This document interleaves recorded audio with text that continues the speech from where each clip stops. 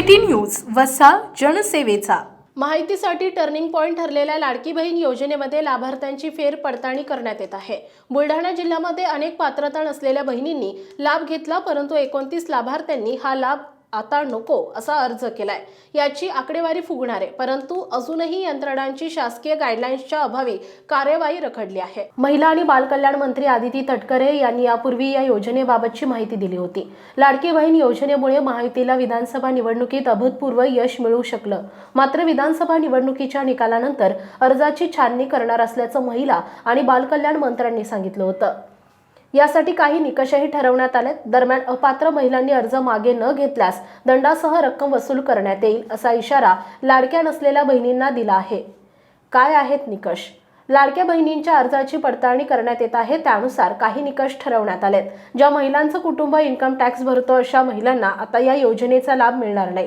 ज्या महिलांकडे चारचाकी वाहन आहे त्यांना अपात्र करण्यात येणार आहे। इतर सरकारी योजनेचा लाभ घेत असणाऱ्या महिलांना फक्त फरकाची रक्कम मिळेल। ज्या महिलांचं बँक खात्यावरील नाव आणि आधार कार्डवरील नाव वेगवेगळं आहे अशा महिलांना अपात्र केलं जाणार आहे। ज्या महिला लग्न करून परराज्यात स्थायिक झाल्यात अशा महिलांनाही आता लाडक्या बहिणीचा लाभ घेता येणार नाही। महिला आणि बालकल्याण विकास अधिकारी विकास एंडोले यांनी पत्रकारांना माहिती देताना सांगितलंय, प्रधानमंत्री लाडकी बहीण योजनेमध्ये 6,40,000 पात्र लाभार्थी आहेत।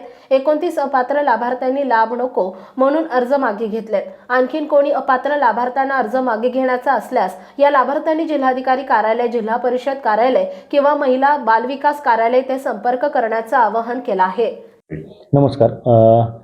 मुख्यमंत्री लाडली बहीण या योजनेअंतर्गत बुलढाणा जिल्ह्यामध्ये एकंदरीत पात्र ज्या महिला आहेत त्या 6,40,000 महिला आपल्याकडे आहेत।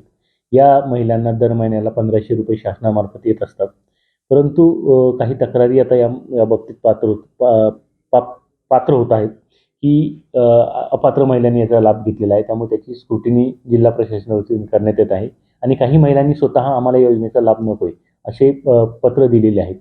त्यामुळे जिल्हा प्रशासनाच्या वतीनं असे आवाहन करण्यात येत आहे की अपात्र महिलांनी या योजनेचा जर लाभ घेतला असेल तर त्या संदर्भातले कळवावे।